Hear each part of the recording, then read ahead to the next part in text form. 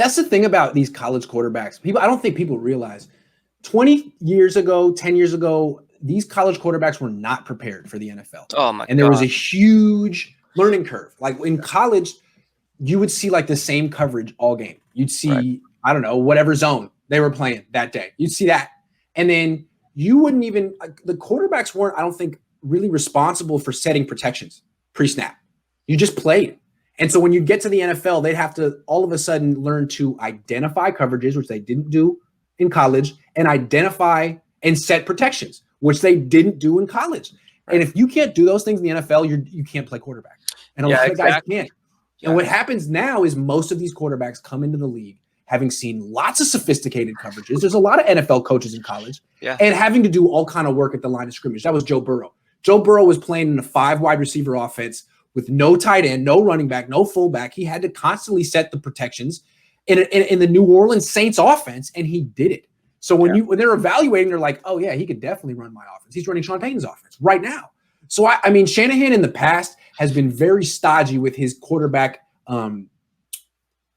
scouting. He's like, if you don't play in the Big Ten and go under center and do play action passes, I can't evaluate you because you're not doing what I'm asking you to do. He needs to get off that and look at these quarterbacks in the shotgun and see which is the best athlete, because actually they're doing a lot of the mental work they'll do in the NFL. Yeah, the toughest thing as a scout, I think, is to project how players are going to convert to the NFL level.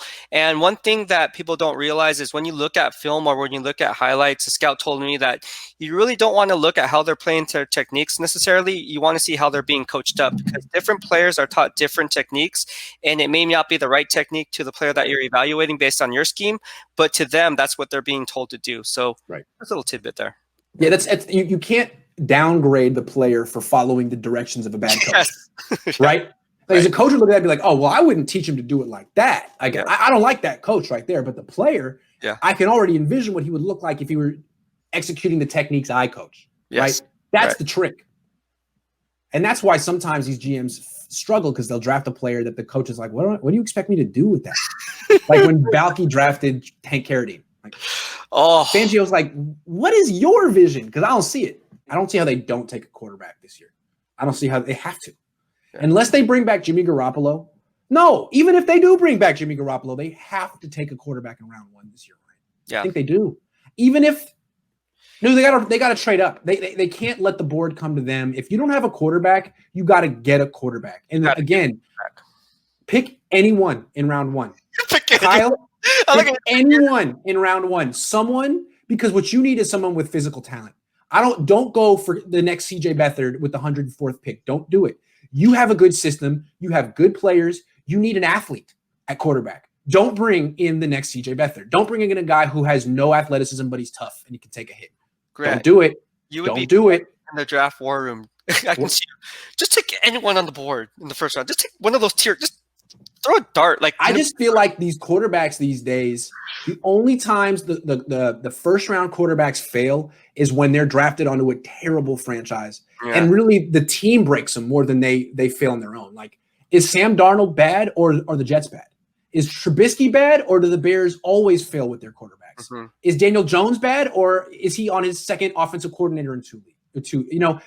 Even Josh Rosen. It's like Josh Rosen is the only legit bust of the last 4 or 5 years of first round quarterbacks. And if you have a team like this with Debo, Ayuk, Mostert, Kittle, all these guys, and Kyle Shanahan, any of these first round quarterbacks should work, unless you stumble upon a complete freaking lemon. And I don't see that from any of them. I mean, Trey Lance is a little concerning because he's only played 13 games in college. That's scary. Yeah. A one-year wonder. But he's a hell of an athlete. Yeah, he is. Hell of an athlete. I mean, Justin Fields, hell of an athlete. Great athlete. I don't want to hear Shanahan be like, I don't like any of these first-round quarterbacks. I need some guy from Northwestern with the 120th pick. No, dude, you've tried that. Get someone who with some physical talent and pair him with Nick Mullins and see how they do.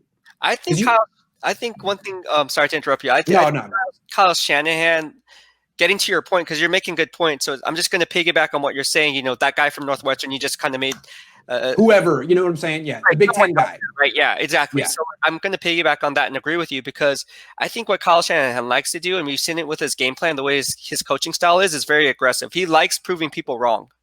Yes. 4th and 2, I don't care what the analytics say, I'm going to go for it. True. 4th and 6, I don't care. We're up by 3 points. I'm still going to go for it. Yeah. But it's, same thing. Quarterback. Oh, you don't think, Grant, that I can find a quarterback from Northwestern? I'm going to draft a quarterback from Northwestern just to prove you wrong. I know. I'm being serious. Exactly. He doubles down on every mistake he ever makes. He doubles down. It was wrong to draft C.J. Beathard. I'm going to do it again. Yeah. I'm going to re-sign C.J. Beathard. Yeah. No. Kyle, look, I mean, freaking Andy Reid figured it out. Like, it's not like he was like, hey, I could trade up for Patrick Mahomes, but why don't I just get someone in round 3? No. The best offensive coordinator in the league was like, give me someone with some premium talent. I'll work it out. Right. And I don't know if Patrick Mahomes would be this good on any team, but on every team, he probably would. But Andy Reid caters to him, really rebuilt his college offense. Can Kyle do that? I mean, pick whoever you want, man. Is it Mac Jones? Is it Kyle Trask? Is it Zach Wilson? It's probably Zach Wilson. Go get him. Make it work. Right. Stop complaining about Jimmy Garoppolo behind closed doors. Go get the quarterback you really want. You could have had Deshaun Watson. You could have had Patrick Mahomes, and you turned him down because you were holding out for Kirk Cousins. Yep. And Shanahan's not happy with Jimmy Garoppolo. I think the whole how he's protecting him, that's total. To me, it was total bogus. And the reason I say that is because if you were really protecting him, then why did he play the following game? Right. Yeah. He's trying to prop up his stats, but he's not trying to protect him.